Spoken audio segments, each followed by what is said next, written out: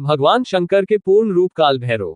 एक बार सुमेरु पर्वत पर बैठे हुए ब्रह्मा जी के पास जाकर देवताओं ने उनसे अविनाशी तत्व बताने का अनुरोध किया। शिवजी की माया से मोहित ब्रह्मा जी उस तत्व को न जानते हुए भी इस प्रकार कहने लगे, मैं ही इस संसार को उत्पन्न करने वाला स्वयंभू अजन्मा एकमात्र ईश्वर अनादि भक्ति ब्रह्म घोर निरंजन आत्मा हूँ।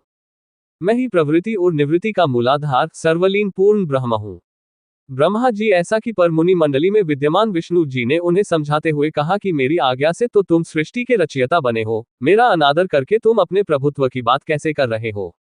इस प्रकार ब्रह्मा और विष्णु अपना अपना प्रभुत्व स्थापित करने लगे और अपने पक्ष के समर्थन में शास्त्र वाक्य उद्धृत करने लगे। अंततः वेदों से पूछने का निर्णय हुआ तो स्वरूप धारण करके आए चारों वेदों ने क्रमशः अपना मत 6 इस प्रकार प्रकट किया। ऋग्वेद जिसके भीतर समस्त भूत निहित है तथा जिससे सब कुछ प्रवत होता है और जिसे परमात्मा कहा जाता है, वह एक रुद्र रूप ही है।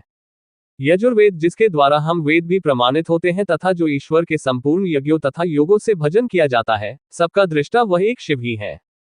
सामवेद जो समस्त संसारी जनों को भरमाता है, जिसे योगी जन ढूंढते हैं और जिसकी भांति से सारा संसार प्रकाशित होता है, वे एक त्रयंबक शिवजी ही है। अथर्ववेद जिसकी भक्ति से साक्षात्कार होता है और जो सब या सुख दुख अतीत अनादि ब्रह्म है, वे केवल एक शंकर जी ही है।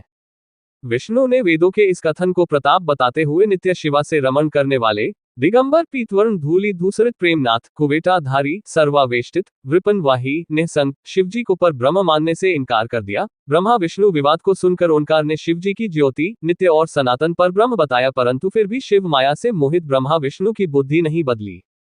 उस समय उन दोनों के मध्य आदि अंत रहित एक ऐसी विशाल ज्योति प्रकट हुई कि उससे ब्रह्मा का पंचम सिर जलने लगा। इतने में त्रिशूलधारी नील लोहित शिव वहां प्रकट हुए तो अज्ञानतावश ब्रह्मा उन्हें अपना पुत्र समझकर अपनी शरण में आने को कहने लगे।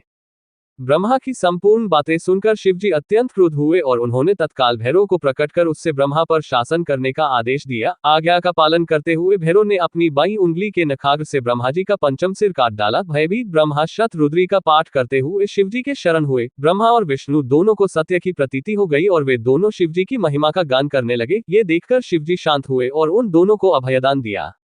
इसके उपरांत शिवजी ने उसके भीषण होने के कारण भैरव और काल को भी भयभीत करने वाला होने के कारण काल भैरव तथा भक्तों के पापों को तत्काल नष्ट करने वाला होने के कारण पाप भक्षक नाम देकर उसे काशीपुरी का अधिपति बना दिया। फिर कहा कि भैरव तुम इन ब्रह्मा विष्णु को मानते हुए ब्रह्मा के कपाल को धारण करके इसी के आश्रय से भिक्षा वृत्ति करते हुए वाराणसी में चले जाओ, वहां उस नगरी के प्रभाव से तुम ब्रह्म हत्या के पाप से मुक्त हो जाओगे।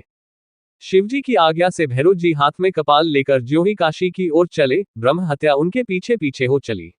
विष्णु जी ने उनकी स्तुति करते हुए उनसे अपने को उनकी माया से मोहित न होने का वरदान मांगा।